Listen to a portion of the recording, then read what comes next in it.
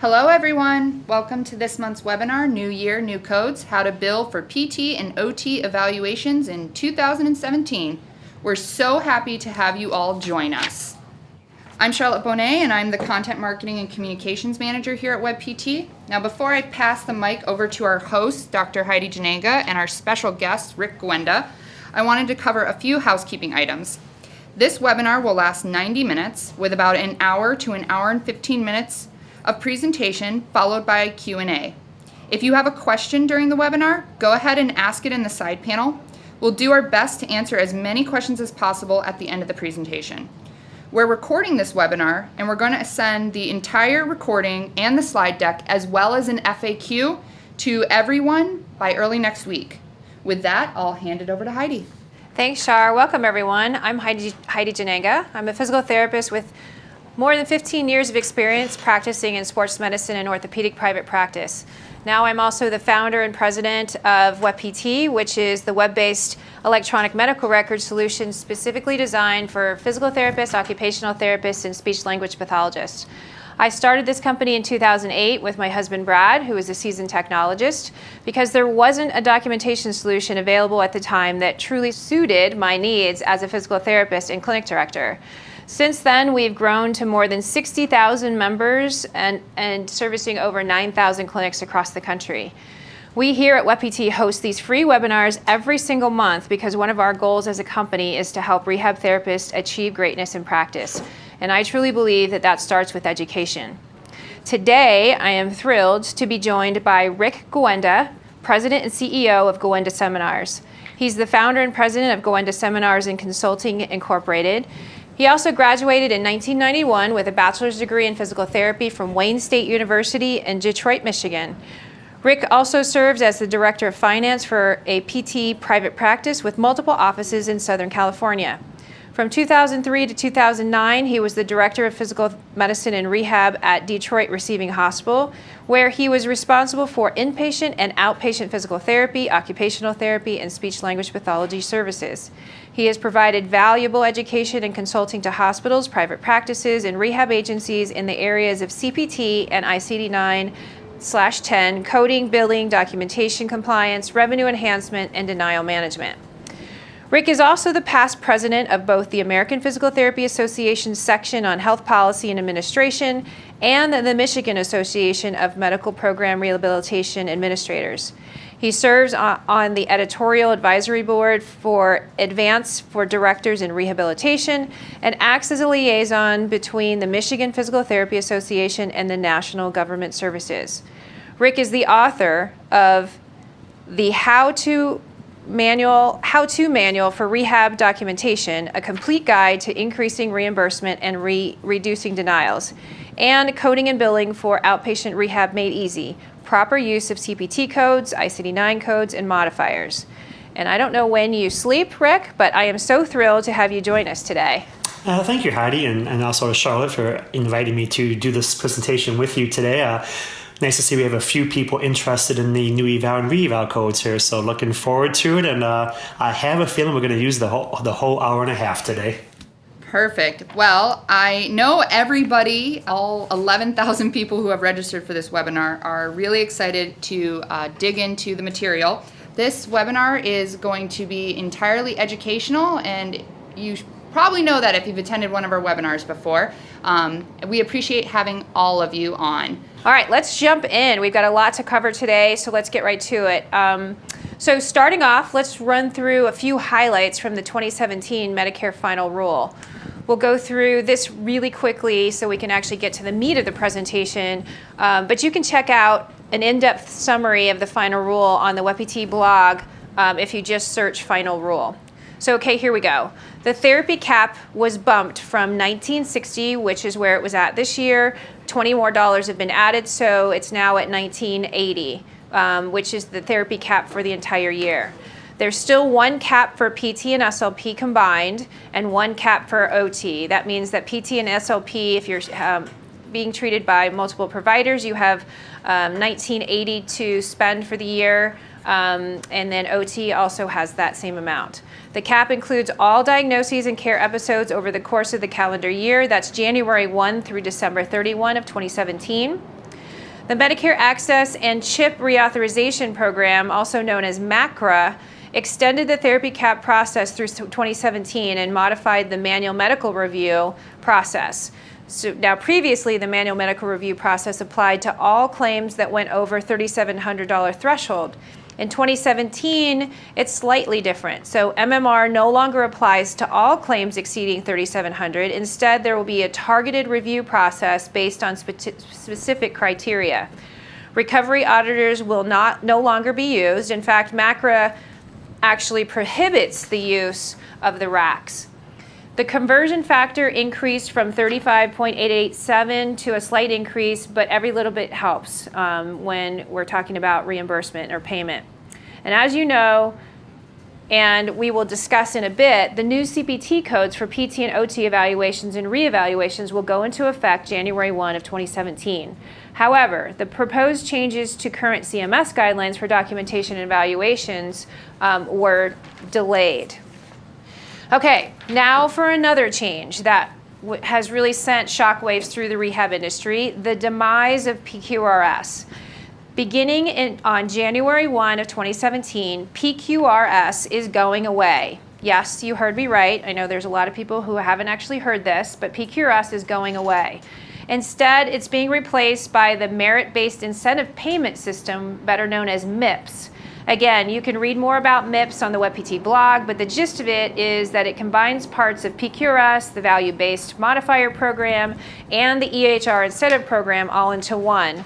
And as of right now, we're talking 2019 before therapists are really going to be eligible. And because HSS can't add eligible professionals to the program until 2019, PTs, OTs, and SLPs, which are not included on the initial list, won't have the opportunity to report any MIPS data for at least 2 years. Now, while many of you are probably out there celebrating this reprieve from data collection, I personally just want to make sure that we understand that because of this exclusion, it doesn't mean that it's always going to be a positive thing. It actually could have a negative impact on the future of rehab profession. And if you've subscribed to our newsletter or our blog, you may have seen my recent founder letter urging therapists not to abandon their data analysis efforts in the new year and beyond. Now, CMS has indicated that therapists may have the opportunity to participate in MIPS on a voluntary basis, though we haven't really seen any details yet around that about how we can actually go about doing this.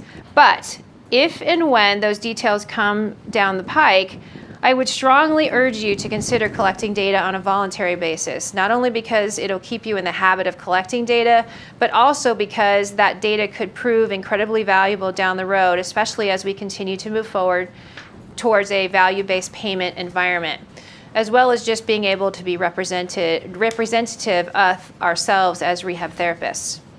Now, next thing we haven't really talked about in a while is functional limitation reporting. With the elimination of PQRS, we've had a lot of people asking whether functional limitation or FLR is going away too. The answer is no. Therapists still must fulfill FLL requirements for Medicare patients, otherwise they risk automatic claim denials. So as a reminder, you must submit FLR data, that is the G codes and severity modifiers, at the outset of the therapy episode, so on your initial visit, so initial exam, every 10th visit at a minimum, and then at discharge of the patient. Now, when a eval or re-eval code is billed, and this applies to 97001, 97002, 97003, and 97004, it will apply to CPT codes 97161 through 97168 in 2017, which we'll talk about more later. To end reporting of one functional limitation and to begin reporting of a different functional limitation, that needs to be done at the evals when the evals are billed. Rick? Okay. And let's talk about what's new for 2017. Yep, thank you. And why we think a lot of you are listening today is because there are some major changes coming here in just over 2 weeks. So hopefully we all know that effective January 1 of 2017, the current PT eval CPT code 97001 is going to be deleted and replaced with 3 new CPT codes that you see here on slide 11. 97161 PT eval low complexity, 97162 PT eval moderate complexity, 97163 PT eval high complexity. In addition, the current re-eval code for PT 97002 is also being deleted, replaced with a new CPT code 97164. Well, we did not want OT to feel left out. So OT, your current eval code 97003 is also being deleted at the end of this year, replaced with 3 new eval codes, 97165 OT eval low complexity, 97166 OT eval moderate complexity, and 97167 OT eval high complexity. In addition, your current OT eval code 97004 is also being deleted, replaced with 97168. Something I want to stress now, and I'll do again later in today's webinar, is all 8 of the new CPT codes are all untimed service based. There's not a time component to them. It's going to be other components the OT and the PT will be evaluating and determining that will then determine the level of complexity of the evaluation. Also for the new re-eval codes, for PT 97164 is the re-eval code, OT 97168 is the re-eval code. The reason to charge a re-eval to any insurance company, including the Medicare program, does not change with the new codes. So again, re-evals are not the norm. They don't happen that often. Top 3 reasons why you may do a re-eval. Number 1, there's been a significant change in the patient's function, a change in their status that you were not anticipating to see today in that patient when they came in to see you based on how they left you after their last visit. That is probably the number 1 reason why we do a re-eval. Second reason, maybe there's new clinical findings. There's new things that are present today that weren't present at the initial eval that may impact the plan of care. And the third reason why you may do a re-eval is perhaps you've seen the patient for 7, 9, 10, 11, 12 visits. You're trying different interventions, you're changing things up, nothing's working. Might you do a re-eval to find out why the patient's not responding to the current treatment plan? Are there new clinical findings going on? Did you miss something the first time around? Now, probably the biggest myth I hear out there is people think that these new eval codes only apply to the Medicare program. No, they don't. These new eval and re-eval codes will apply to all insurance carriers, not just Medicare. And that's because of HIPAA. HIPAA states that all HIPAA-covered entities must use the current year's CPT codes. Well, I think we all would agree Medicare is a HIPAA-covered entity. But also, your Medicare Advantage plans are HIPAA-covered entities. Insurance carriers such as Aetna, Cigna, Blue Cross Blue Shield, Humana, United Healthcare, Priority Health, Federal Blue Cross, TRICARE, those are HIPAA-covered entities, which means they must adopt and use the current year's CPT codes. I'm not saying they have to pay for them, they have to use them. Well, as we go to the next slide, you may have noticed I did not mention workers' compensation and auto no-fault carriers. And that's because workers' compensation and auto no-fault are not insurance carriers, which means HIPAA does not apply to them, which means they are not mandated to use the current year's CPT codes. It's going to be their option.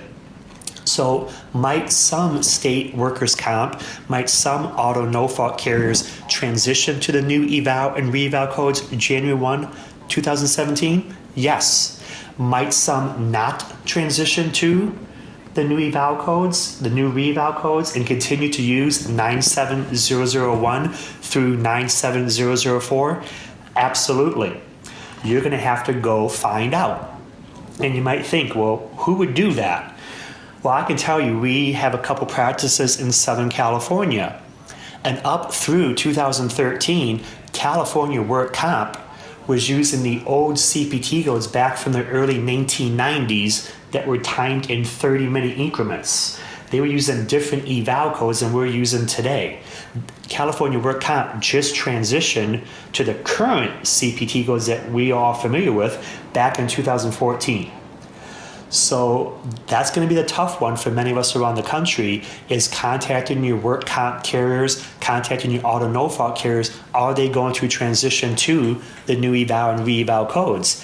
And you may call people and talk to people, and they may have no clue what you're talking about because they don't even know these new codes are coming January 1 of 2017. Now, as we get into the eval components for PT and OT, I cannot stress enough, you cannot look at the PT eval codes and figure, well, how is this applied to the OT eval codes? You can't look at the OT eval codes and say, well, how is that compared to the PT eval codes? You have to look at them completely separately. Think of the PT eval code as a raisin. Think of the OT eval code as the biggest pumpkin you've ever seen. Okay, you can't, they're completely different. So we have to look at them differently. So here on slide 17, we look at the PT evaluation components. So physical therapists are going to use 4 components to assist them in selecting the appropriate evaluation CPT code. And you see it says patient history and comorbidities. We're going to talk about comorbidities when we go through a couple case scenarios in a little bit. Examination and the use of standardized tests and measures. And there's that word standardized. And people always get a heart attack when they see that word, because people think standardized tests and measures means I must do an outcome tool. I must do an outcome questionnaire like the DASH, the quick DASH, the upper extremity functional index, the lower extremity functional scale, the Purdue pegboard test, the Tenetti, the time get up and go, etc. That's not what it means, because isn't taking range of motion measurements with a goniometer a standardized test and measure? Isn't taking girth measurements with a tape measure a standardized test and measure? Isn't doing manual muscle testing a standardized test and measure? So these new eval codes do not mandate you use an outcome tool, an outcome questionnaire. You can just use your normal standardized tests and measures. Now, in my opinion, do I think outcome tools, outcome questionnaires are good in addition to standardized tests and measures? Absolutely. And then you see number 3 and number 4, clinical decision-making, development of plan of care. Now, as we go to slide 18 and we look at the OT eval components, the top 2 are different. So the OT is also going to use 4 components to help them select the appropriate eval code. So you see occupational profile and client history. That's going to be the subjective intake. Assessments of occupational performance. And with that one, people think, well, that's work, that's their job. And it could be. But occupational performance could also be bathing, dressing, toileting, eating, drinking, cooking, meal prep, using household appliances, perhaps assisting others with their mobility needs, their bathing needs, their dressing needs. So just don't think of occupational performance as work. And then you see number 3 and number 4 are the same as PT, clinical decision-making, development of the plan of care. Now, I just kind of want to go through some definitions here because it's always tough to decide, do we give you the CPT codes and the criteria first and then the definitions, or vice versa? And I like to do the definitions first, and then we'll kind of bring those back as we walk you through the CPT codes. So a couple I do want to highlight is body systems. Just kind of remember musculoskeletal, neuromuscular. Think of cardiovascular, pulmonary, and the skin. So keep those in mind. Body structures. Structural or anatomical parts of a body, such as organs, and here's the key, limbs and their components. So kind of put your right arm out in front of you. That's a limb, okay? That's the upper extremity. That is a limb. Components of that limb would include bones, joints, muscles, tendons, ligaments, fascia. Those would be considered components of the limb, components of the upper extremity. Now we're going to spend some time talking about personal factors today. And again, personal factors, some examples could be the age of the patient, the sex of the patient, could be their social background, education level, past and current experience.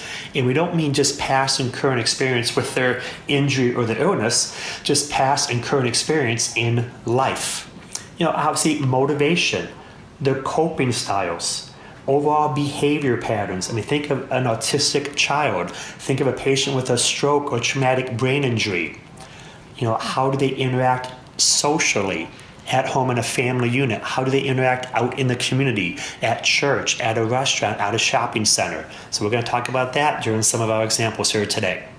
Now, slide 20, I want to stress the top. These definitions relate only to the OT evaluations. So performance deficits, inability to complete activities due to lack of physical skills, cognitive skills, and or psychosocial skills. So what they mean by inability to complete activities, this would be your self-care, your ADLs, could be bed mobility, transfers, meal prep, household chores, things like that. You have a deficit doing those activities due to lack of physical skills. So are there impairments with the patient's balance, mobility, range of motion, strength, dexterity, sensation, etc.? Do they have an inability to complete activities due to deficits related to cognition? So do they have deficits related to the ability to attend, perceive, think, problem solve? How about mentally sequence? How many times do patients need to do a task that involves multiple steps that need to be done in a logical sequence? And then we talk about psychosocial skills. So again, skills related to interpersonal interactions, habits, routines, behaviors, active use of coping strategies. So we're going to talk about that in the scenarios as well. Slide 21. Now, as I go through the next two slides, I know you're going to see time, and I know you heard me say that these codes are untimed. Again, before I do slides 21 and 22, all the new eval and reval codes are untimed service-based, okay? Time will not determine which CPT code you pick. But for those of you that are familiar with the physician E and M codes, the evaluation and management codes, physicians have 5 levels of the E and M codes for a new patient, 5 levels of E and M codes for an established patient, and they are also untimed. But there's kind of a, quote, a hidden time component to them. So AMA wanted to keep the kind of nomenclature the same. So as I show you these times, we go over them, I do want to stress time will not determine which CPT code you pick. So for 97161, for low complexity for the PT eval, typically the PT spends 20 minutes face-to-face with the patient and or family. For moderate, the key word, typically the PT spends 30 minutes face-to-face with the patient and or family. For high complexity, 45 minutes, and for the PT reval, 20 minutes. So keep that in mind. For PT, 20, 30, 45, 20. Because as we go to the OT eval codes and look at the time component, you will see 30, 45, 60, 30. So you get this one of two ways. PTs are quicker than OTs, or OTs are just more detailed than PTs. But again, all 8 of these codes are untimed service-based. And before I turn this back over to Heidi, a question I get asked a lot, we know these codes apply to outpatient therapy, but I always get questions about, what about inpatient acute care? What about inpatient rehab? What about skilled nursing facility Part A, where we're billing under, RUG levels? Do these codes apply? And in the inpatient acute setting, in the inpatient rehab setting, in a SNF Part A setting under MDS RUG levels, you are not paid via CPT codes. In the inpatient acute care setting, for example, you're paid under DRGs. SNF Part A, you're paid under your RUG levels. You're not billing via CPT codes. Now, with that said, do I think that inpatient therapists and SNF Part A therapists and inpatient rehab therapists need to be familiar with these codes? Absolutely, because I know many of you, still do the billing the same way for productivity purposes. So I think that would be good to do. Also, keep in mind, especially in the inpatient acute setting, might you have a patient admitted into the acute care setting that doesn't have any Part A benefits. They've exhausted all their Part A benefits, which means the therapy you're doing is being charged up under their Part B benefits, which means you would have to use these new eval and re-eval codes. Also, it's possible, what happens the most in the hospital is the patient does have Part A benefits, they are admitted, you may see them for 2, 3, 4 days as an inpatient, but after they get discharged home, your utilization review people switch them from inpatient status to outpatient status because they did not qualify for a hospital inpatient admission, which means those visits you did are now being charged out under their Part B benefits, which means you need to use these new eval and re-eval codes. Also, in the inpatient rehab setting, it's possible that a patient is in the inpatient rehab facility setting and doesn't have Part A benefits, which means the therapy you are doing is being charged out under their Part B benefits. So do I think inpatient therapists need to know these codes? Yes. Do I think for productivity purposes and all that, you should bill using these codes? Yes. Knowing that in the vast majority of your cases, you're not going to be paid separately for these codes. But if that patient did transition from Part A to Part B, then you're already going to be covered because you're going to be billing correctly, the documentation will be done correctly in the medical record. So hopefully that helps clear up some of the inpatient questions people may have. And we'll turn this back over now to Heidi. Yeah, thank you, Rick. That's valuable information because we do get those questions all the time, even though we're very focused on outpatient. This is a general profession change, so we all need to be aware of the and how it's applicable to us. So aside from time, let's talk about complexity levels. And there are a few other factors that go into determining the appropriate level of complexity. And let's go over some of those factors for each code. First, the low complexity physical therapy evaluations. Here are the defining characteristics. First, the patient has a history of the present problem without any personal factors and/or comorbidities that impact the plan of care. The PT completes an examination of body systems using standardized tests and measures addressing 1 to 2 elements from any of the following: body structures and functions, activity limitations, and/or participating restrictions.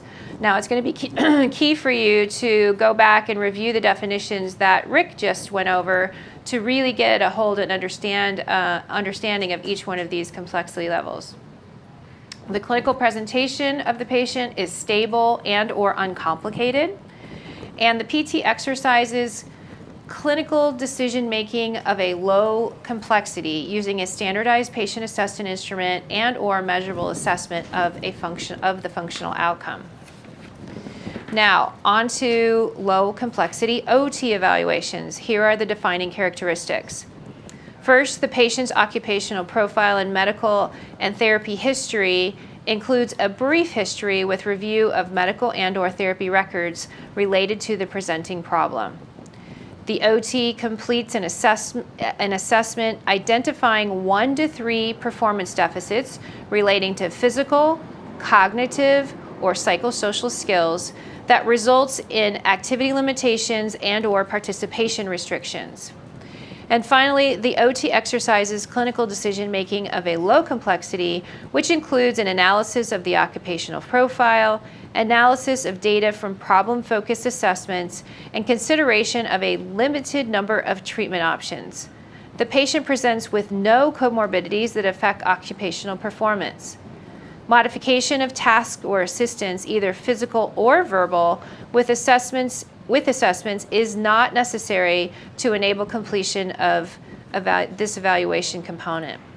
Now, let's move on to moderate complexity PT evaluations. Here are the defining characteristics.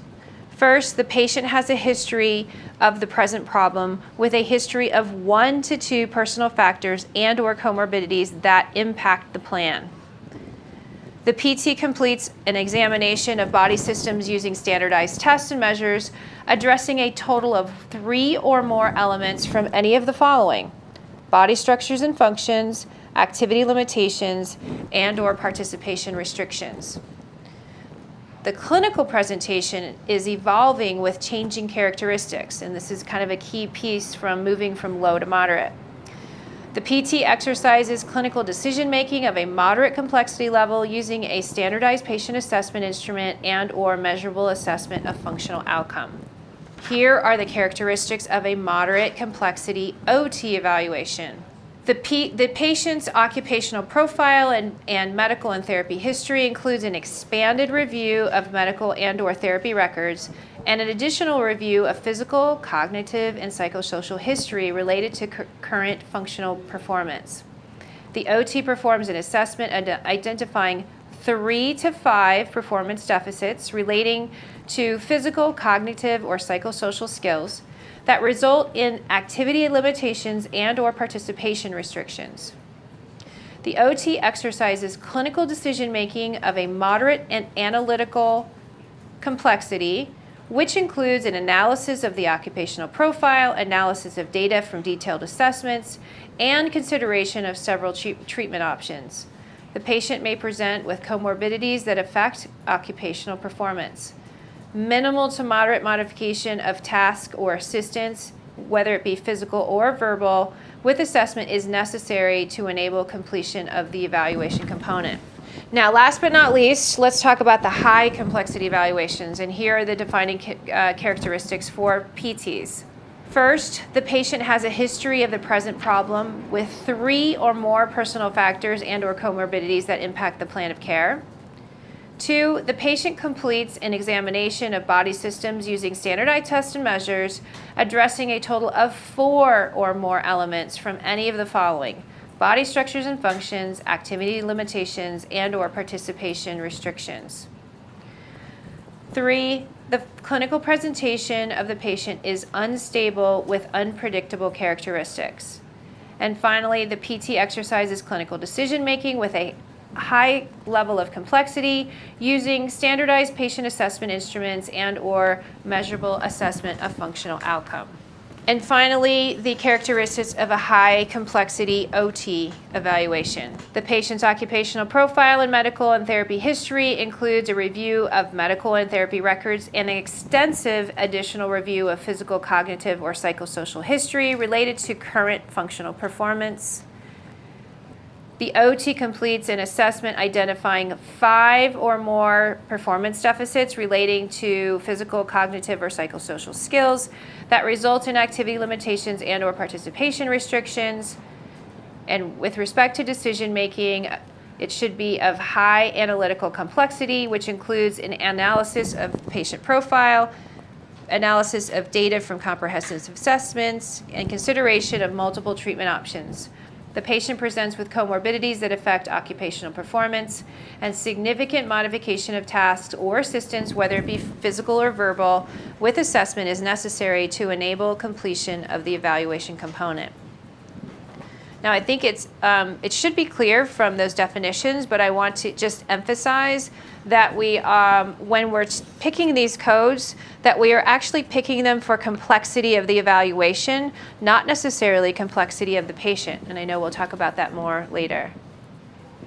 Now, I want to emphasize also that there's no simple formula for selecting the correct level of complexity. A lot depends on your clinical judgment and reasoning as a healthcare expert.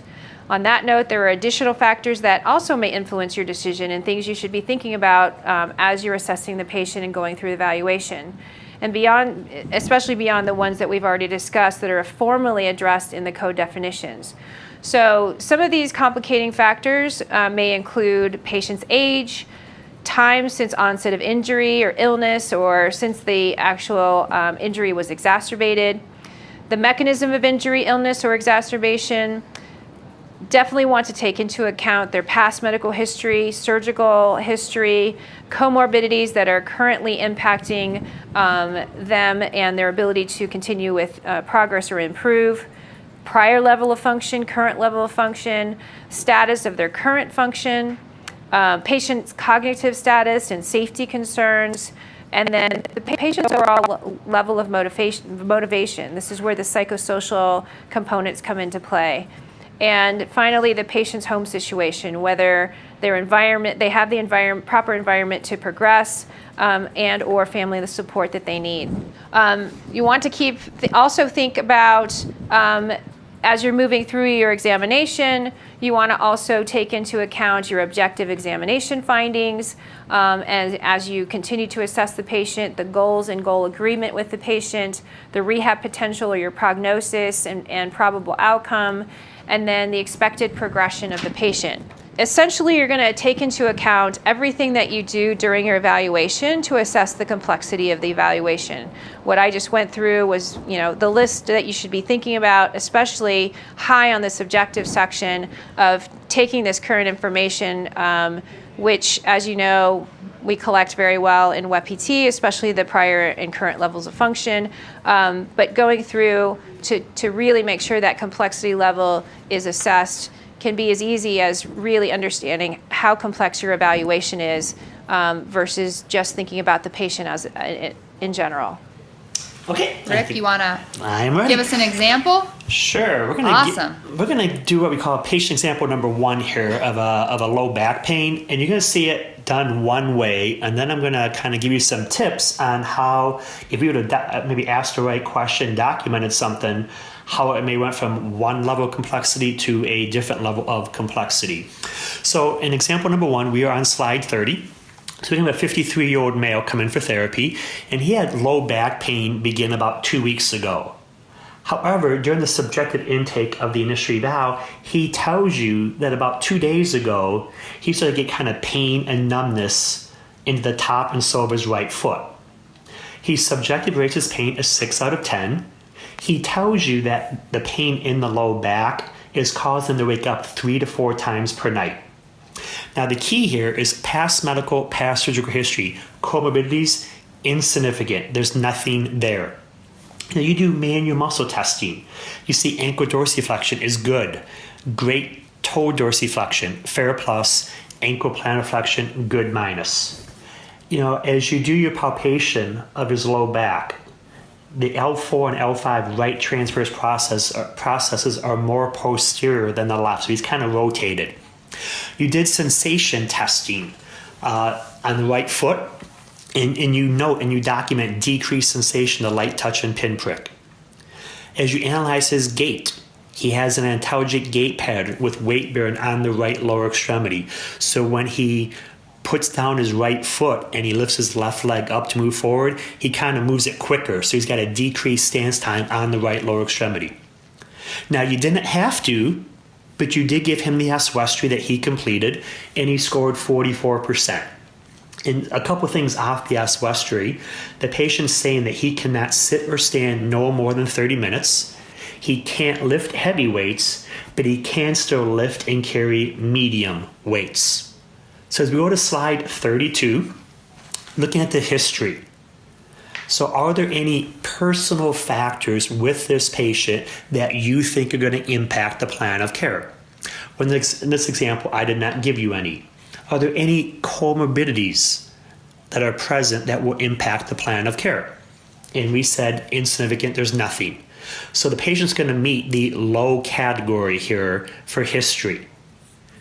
Now, as we go to examination, I think it's going to be very easy for the physical therapist to get probably 4 more elements in the vast majority of your patients.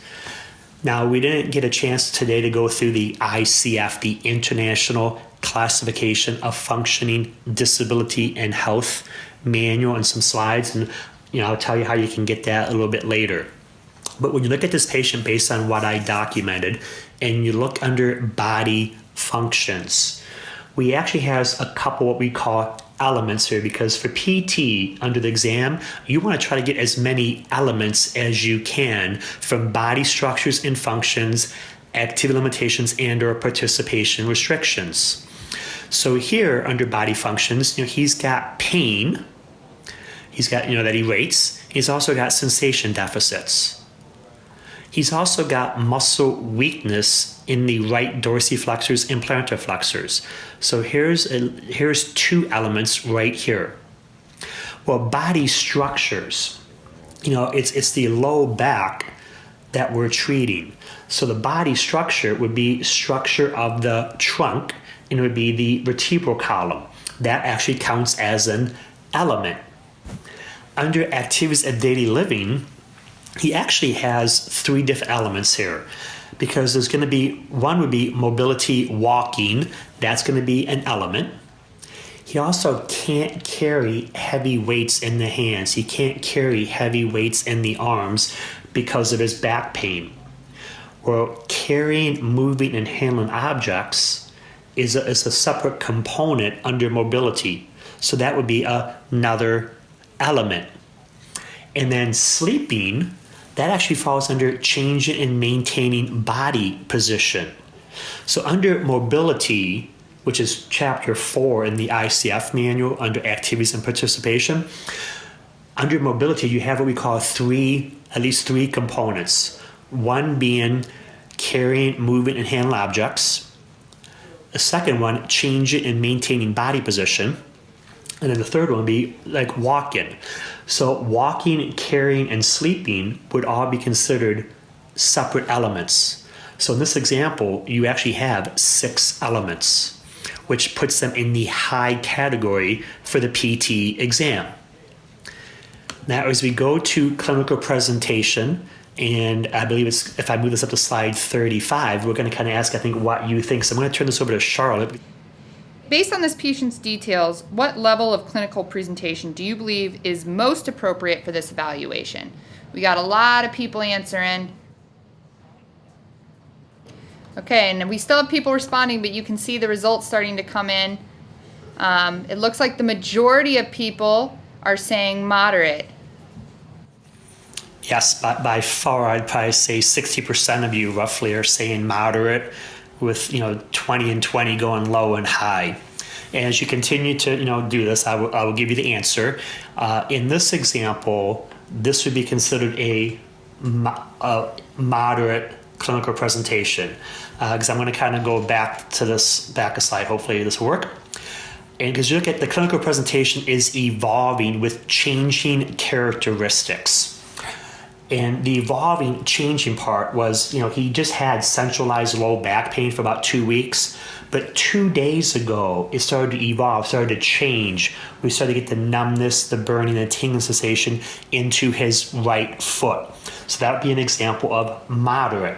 Because his presentation is evolving, it's changing, okay? Because he had that centralized low back pain for 2 weeks, but 2 days ago, it started to evolve, change. We started to get numbness, tingling into the right foot. People might wonder, what would an example of unstable, unpredictable have been? Well, what if that patient told you that he almost passed out twice yesterday when coming to standing because of the pain, becoming dizzy, lightheadedness? What if during the eval today, he became lightheaded, diaphoretic, had a drop in blood pressure? What if there's no rhyme or reason to when his pain occurs? What time of the day it occurs, what activities he's doing. There's no kind of rhyme or reason. Some days he has no pain, other days he doesn't really do anything, and his pain's like 7, 8, 9 out of 10. So again, that's unstable, unpredictable, never know when it's going to come. So that would be an example of moderate. So as we go now to the decision making, in this example, which CPT code would you bill? So think about it. You had, for the patient history, it was low. For patient examination was high because there were 6 elements. And for the clinical presentation was moderate. So you had low for history, high for exam, moderate for clinical presentation. Which CPT code do you bill? And you must report the lowest one. So in this example, you have to report CPT code 97161. Even though exam was high and clinical presentation was moderate, the history was low. So in order to be able to say the moderate PT eval code 97162, the patient must meet the criteria for moderate for history, at least moderate for exam, at least moderate for clinical presentation. Now, using that 53-year-old patient, what if this actually had happened? What if this actually did occur, but you didn't document it? What if this 53-year-old patient, what if he was 5'5", 210 pounds? You know, if you do the BMI calculation, he would have come out morbidly obese, even overweight. And you would have put that, you know, maybe as a comorbidity. Now, just because he's obese does not mean it's going to always impact the plan of care. But what if in this example you said because he's 5'5", 210 pounds, morbidly obese, what if you said this was going to impact the plan of care? Could that have been that one comorbidity under patient history that would have got you into the moderate level of complexity for history? Would have been high for exam, moderate for clinical presentation, which now means you would have been able to build the moderate complexity PT eval code 97162. You know, what if I told you it's also being insulin-dependent diabetic, along with a BMI of, 37.2? Do you think because of the insulin-dependent diabetes, that's going to impact the plan of care? And again, it's not always yes, it's not always no. It's going to be just based on that patient, how they present, and what your professional assessment is. So that's why I think extremely important to document personal factors, past medical, past surgical history. Also, what if I told you that 53-year-old patient we just did, what if I told you he had compression fractures of the lumbar spine, okay? He's 5'5", 210. He's an insulin-dependent diabetic, okay? We're gonna say those are two personal factors. But what if the cause of the compression fractures of the lumbar vertebra were due to a car accident in which he was the driver, he was the cause of the accident, and his wife was killed in the accident? And not to be gruesome, but I'm trying to get you to think of the patient's personal factors of maybe motivation, his coping styles. How is he handling knowing the fact he was the cause of the accident that killed his wife? Might that have an impact on the plan of care? Because he really doesn't care about himself. He really doesn't care about his back. He's caught up in other issues going on in his life. So could the BMI, the insulin-dependent diabetes, and the way the accident happened, this personal factor, could that have been, three or more personal factors, comorbidities, that would have gotten high for history, still high for exam, and then moderate, in this example, for clinical presentation? Would have still been 97162. But I'm just trying to give you a couple, using that same example, based on how you document what's going on with the patient, how a simple document, a simple word you may document, a simple comorbidity you may document, may take you from a 97161 to maybe a 97162. We're going to go through a patient example too, and I think that's really important stuff that you just talked about there, Rick. It goes back to the comprehensiveness of documentation and your taking of your past medical history and all of the comorbidities and diagnosis codes that are applicable to that particular patient that may have some impact on the plan of care that you're actually creating. So it's really trying to put the clinical reasoning and determination from a therapist's brain basically now into some sort of documentation in the best way possible so that you can support which code you're selecting. So let's take a look at another patient. This patient is an 82-year-old female. She has a non-traumatic brainstem infarction 9 weeks ago, so she had one. She spent 12 days in an IRF and 5 weeks in a skilled nursing facility, and she now presents to outpatient therapy. Therapist did a review of the hospital IRF records as well as the SNF physician, her therapy, psychologist, and social worker records and documentation. So those, you were lucky to get all of that information that she brought with her to the outpatient visit. She's got some personal factors, including she's 5'3" and 183 pounds. Her husband passed away 5 months ago. She was living alone prior to having the CVA and now staying with her 53-year-old daughter who provides assistance. She's also having difficulty with coping after her husband's death. And was going to a support group, but now is unable to attend due to her current status. Past medical history or surgical history includes type 1 insulin-dependent diabetes, she's legally blind, and she had a left knee replacement 1 year ago. To further on this patient example, to give you more info, she also presents with short-term memory deficits as well as difficulty giving sustained attention to tasks. This patient presents with muscle weakness in her right upper extremity and right lower extremity. She has hemiplegic gait and proprioceptive deficits on the right side. This patient also requires minimal assistance with bed mobility and transfers and ambulates with a rolling walker 35 to 50 feet with minimal assistance and verbal guidance for sequencing. And finally, to just give you the full comprehensive review of the patient, she requires minimal assistance for upper extremity dressing, moderate assistance for lower extremity dressing, and minimal assistance with bathing and toileting. And due to her cognitive and physical deficits, this patient is unable to perform domestic activities or household chores, including vacuuming, dusting, and laundry. Due to the cognitive and physical deficits, OT has to provide moderate modification to some evaluative components and assistance to the patient in order for her to be able to complete some task. So hopefully you have this picture of someone like your grandma going through this. And Rick, you want to take us through how we would determine the appropriate code for this particular patient? Be happy to. So on to slide 42, and look at the history for the OT. So in this example, obviously the occupational therapist did do a subjective intake, of the patient, probably had assistance of the family member to, get the information right now.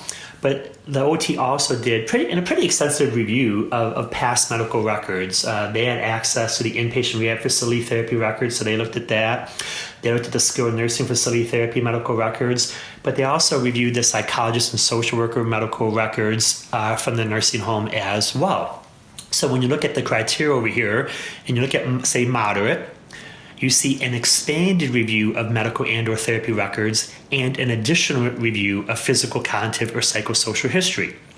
You look at high, you see, again, review of medical and or therapy records and an extensive additional review of physical, cognitive, or psychosocial history. And again, it's that definition where you're going to try to figure out extensive additional versus just additional. So without a doubt, she definitely meets the moderate. I think you could actually make an argument for high here when you look at not only did you do subjective intake of the patient, but you also did a pretty extensive review of the inpatient rehab facility records, the skilled nursing facility therapy records, the psychologist, the social worker therapy records from, say, the nursing home. So do I think you can make an argument for high for history or for OT? Absolutely. We then get into the examination. And again, due to the deficits in physical skills, whether it be related to mobility, proprioceptive deficits, balance deficits, strength deficits, due to performance deficits as a result of deficits in cognitive skills, attention, memory, sequencing, things like that. You see, we just came up with 7 performance deficits here, which would put you into the high category for OT examination, because OT completes an assessment identifying 5 or more performance deficits as a result of impairments in physical, cognitive, or psychosocial skills.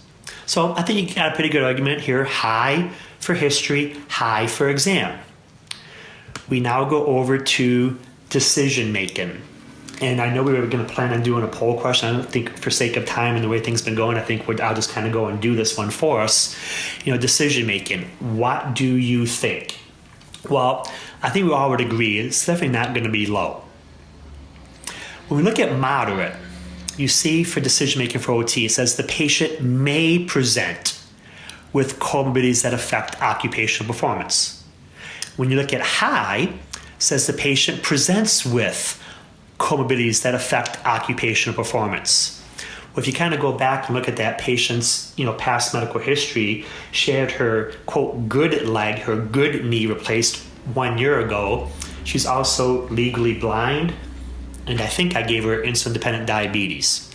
So, being that the left knee was replaced a year ago, being that she is legally blind, maybe the insulin-dependent diabetes, do I think we can make an argument that she's got at least one comorbidity that's going to impact the plan of care that will affect occupational performance? Absolutely. The key is how you decide between moderate or high, and that's why I had to tell you in that example that the OT provided moderate modification, moderate assistance to the patient during the eval in order for them to complete some of the eval components. And when you look at moderate here, it says minimal to moderate modification of tasks or assistance with assessments is necessary to enable completion of eval component. Where for high, it's significant modification. And then we kind of get in that definition of, well, what is minimal, what is moderate? And typically when you look that up, if you did like a Google search, minimal tends to be like 1 to 25% assistance. Moderate is that bigger range, typically, 26% to maybe 74%. And then significant might be, 75% or greater would be significant modification, significant assistance to the patient. So because I told you the OT had to provide moderate modification, moderate assistance, that would make you pick decision-making moderate for OT. So in this example, we're going to say you have high for the history, high for the exam, moderate for the decision making, which means OT would have to bill 97166, the OT eval moderate complexity. Because in order to bill the high complexity OT eval, they must meet the criteria for high for all three categories: history, exam, decision making. And they don't. They only meet high for history and exam. They only met moderate for decision making. And that's why this would be 97166.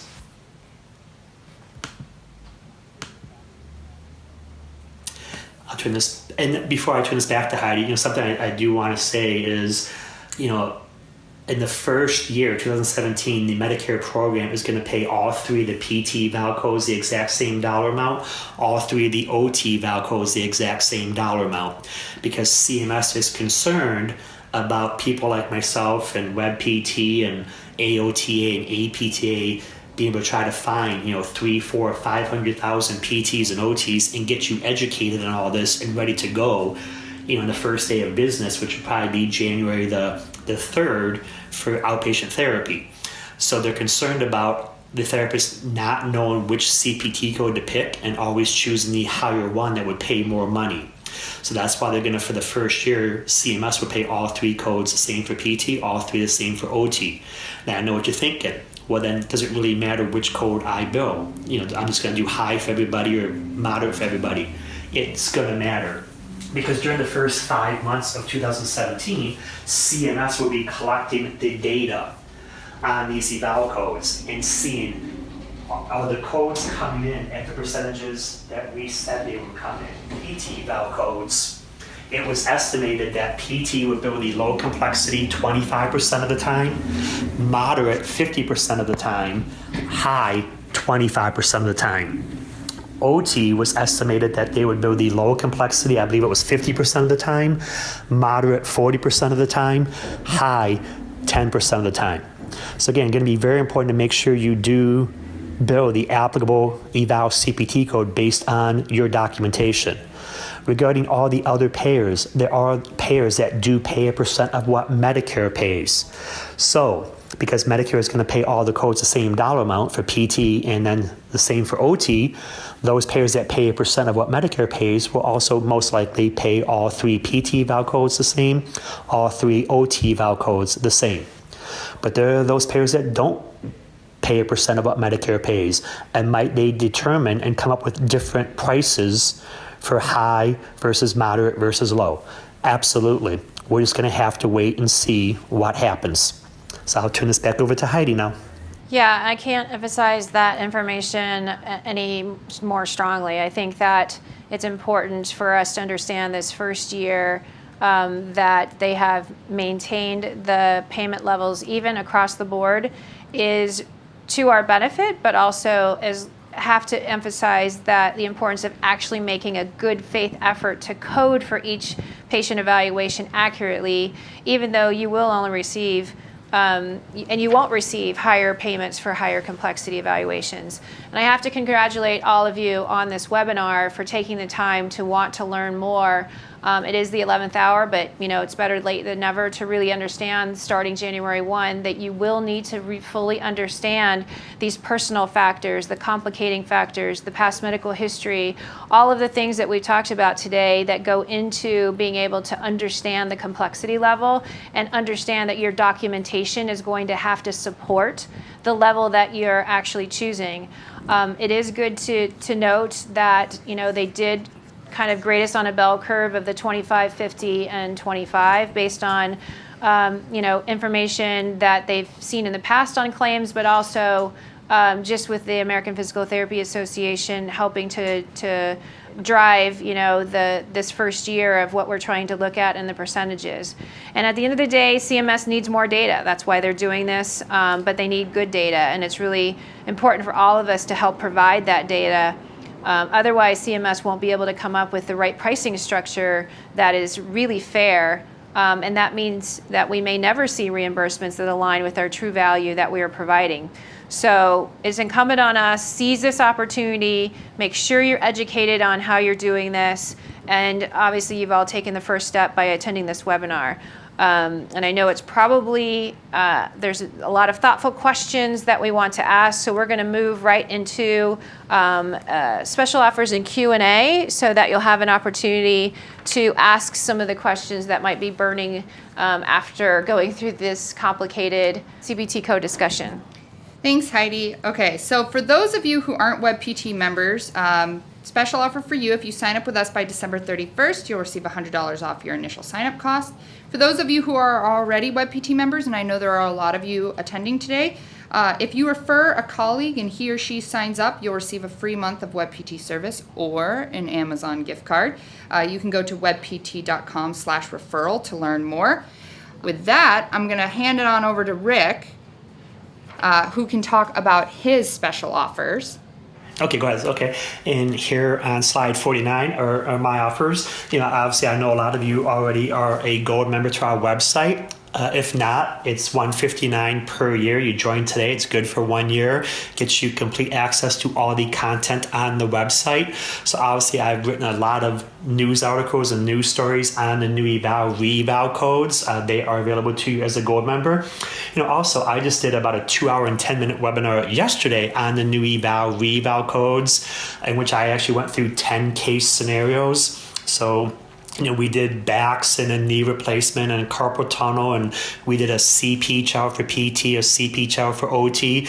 But I also went through the ICF manual and kind of broke down body structures, body functions, activity limitations, participation restrictions, and show you how to find them in the ICF manual, how to count the elements and all of that. So if you go to our website, which is goendaseminars.com, and there'll be a thing that says webinars. under that, you can click on past webinars. And a couple hours from now, we are going to have yesterday's webinar up there where you can purchase it. And in a discount code box, when you go to purchase it, just type in WebPT, all lowercase. So WEBPT, WebPT, all lowercase. And that will give you $20 off that webinar. And it's a playback link. And it's like a DVR. You can watch it here. I'll really break it down and get into a lot more examples and all of that. And it does also contain about a 25-minute live Q&A portion that was recorded. So I think the Gold membership is great. That's something that goes on, for a whole year, because obviously CC audits and the use of modifier 59 will change drastically here on January 1, and we'll get that new cheat sheet up there for people, in early January, and that will be available to you as a Gold member.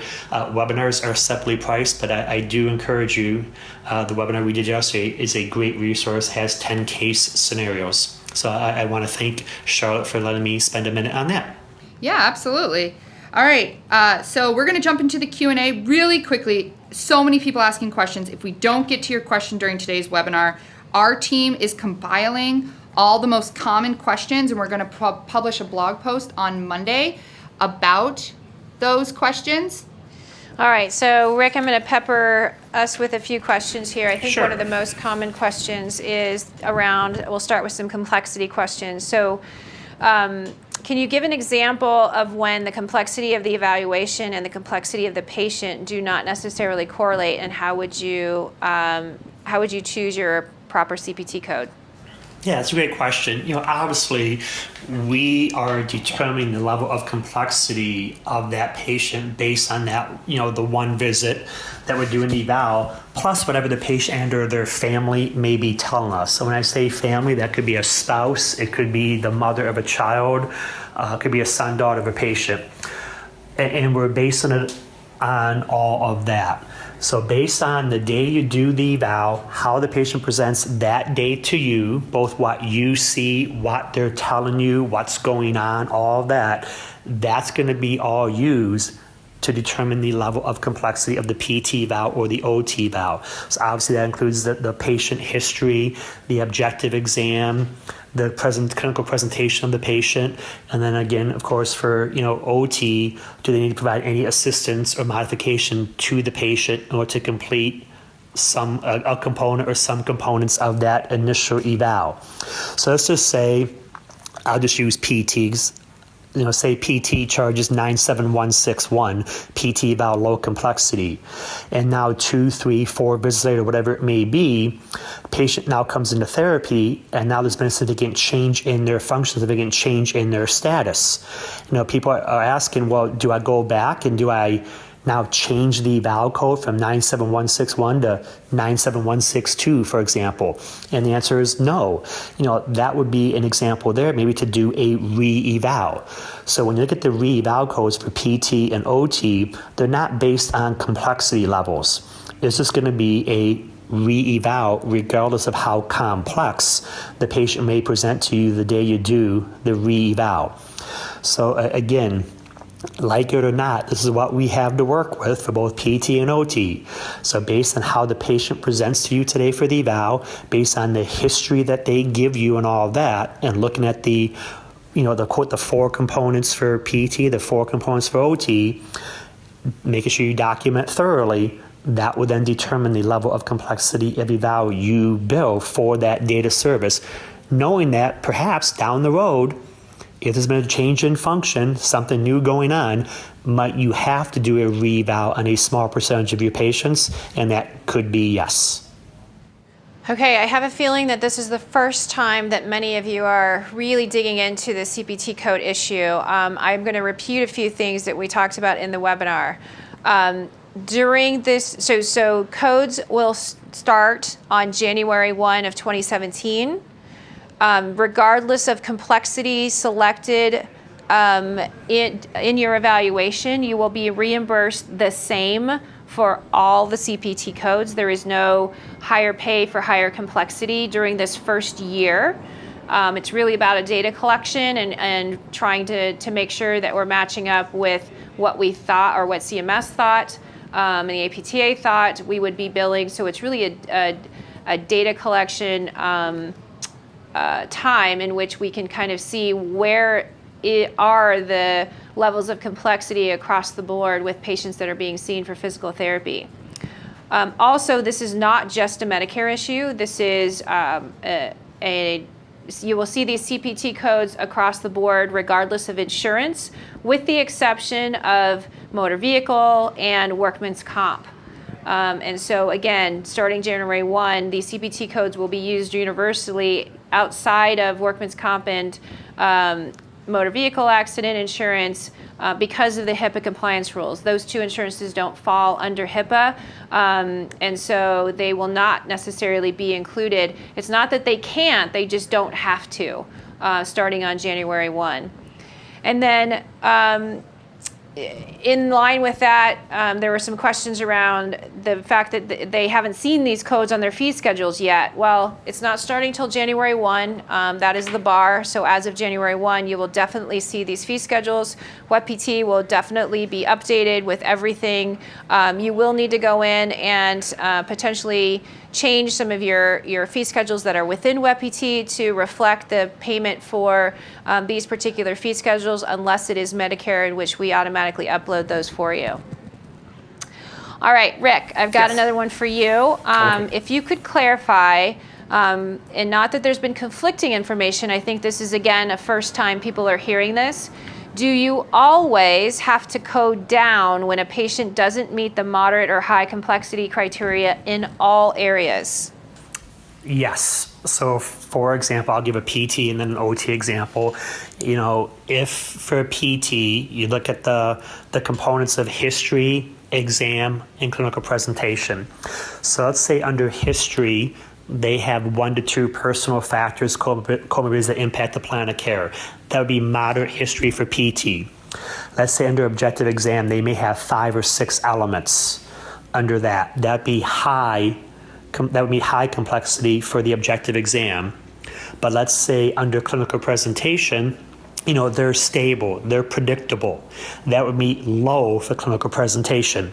So you have moderate for history, high for exam, low for clinical presentation. You must then report the low complexity PT eval code 97161. Same logic would be true with the OT eval. You know, you might have a patient that meets, say, low for the occupational profile, the client history. You know, they might have maybe, say, 4 elements under exam, which would meet the moderate complexity. And then maybe they actually met, say, moderate for the decision making and all that, because maybe the OT had to provide minimal assistance or minimal modification to a component or some components of the eval. So now you got low for client profile, client history, moderate for exam, you know, moderate on decision making. You'd have to report the low complexity OT eval code 97165. So they must meet the criteria for all the components to build that level. If not, you must report the lowest one. Perfect.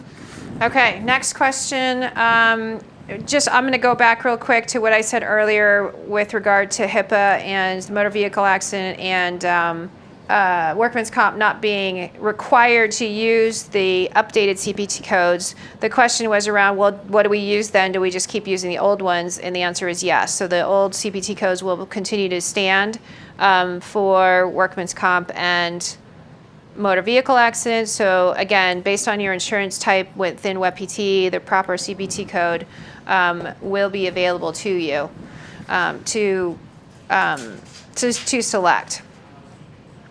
And then with respect, there's a couple other questions around guidance on what you should be documenting to support your code selection. And I'll just start, Rick, and then you can definitely add more color. But Rick had mentioned the ACF guidelines and really making sure that you have an understanding of those are easy ways to document not only your past medical history, your prior level of function, but also your current level of function. And that's exactly how we do that, using that same ACF guideline language within WebPT, as well as all of the different areas that we had discussed earlier, including reviewing of body systems, body structures, personal factors, performance deficits, cognitive skills, physical skills, psychosocial skills. All of these things come into play when you are specifically relating to either PT or OT evals. Yeah, and I would, echo what Heidi said. How you're going to document the medical record, obviously we leave up to you. The key is whatever level of complexity eval that you do report, down the road, do I believe insurance companies will eventually start to audit us? Absolutely. And then does your documentation support the level that you reported? So for example, if you reported the high complexity PT eval code, would the auditor be able to determine based on reading your documentation that this patient had 3 or more personal factors, comorbidities that you felt were going to impact the plan of care, that they had 4 or more elements from body structures and functions, activity limitations, participation restrictions, and does documentation support this patient was unstable, unpredictable?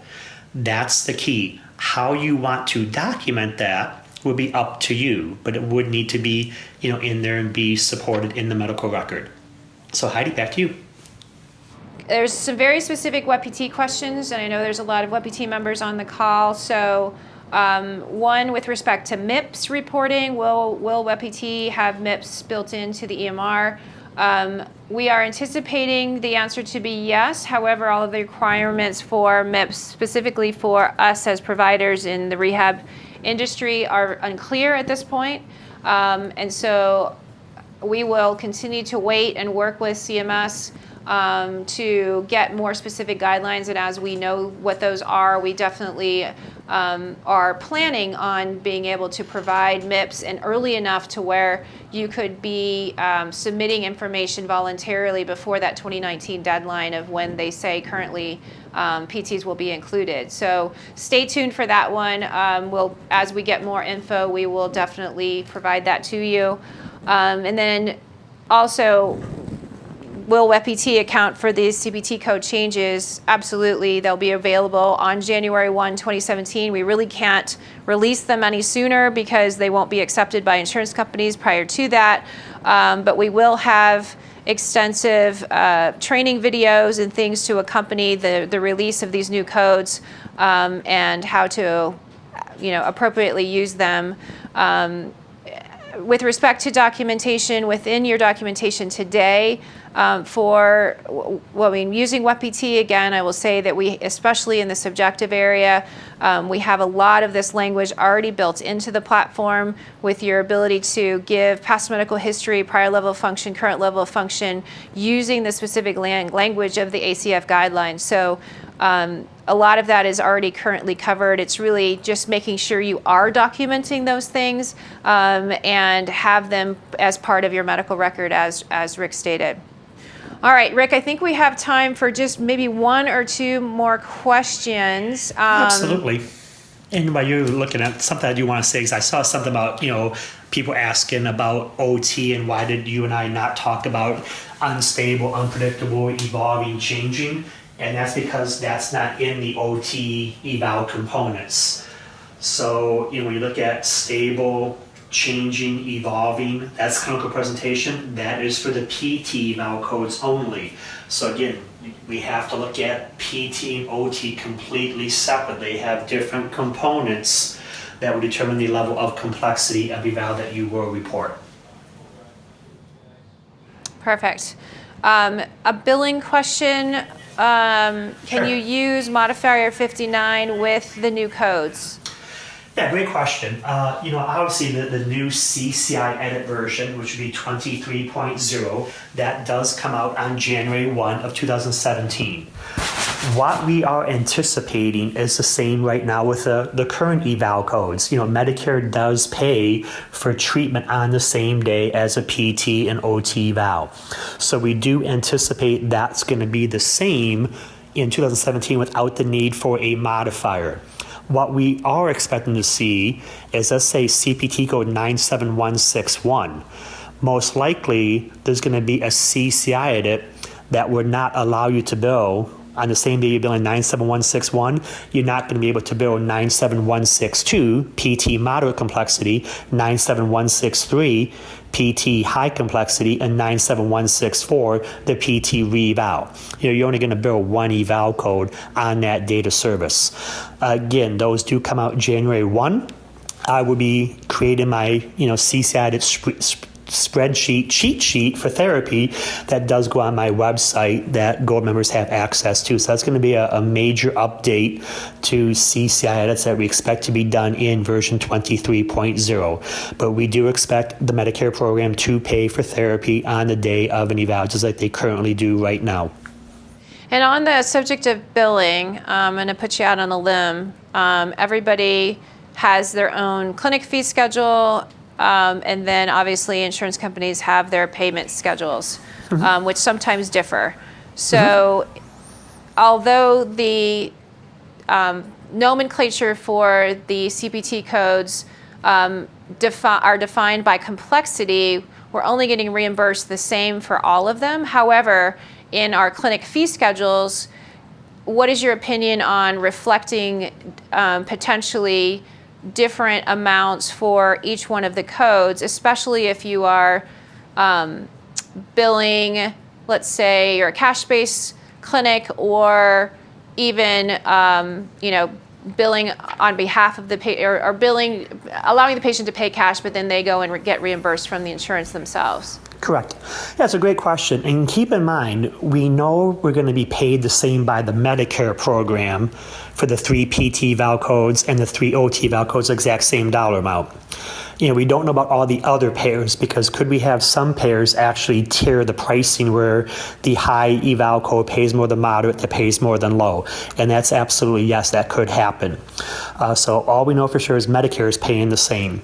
With that being said, I do believe that we as practitioners, as private practices, hospitals, nursing homes, whatever practice setting you are, I do believe you should set separate prices for the different levels of complexity. So I think your high eval complexity CPT code should be at a higher price than moderate, which would then be at a higher price than low.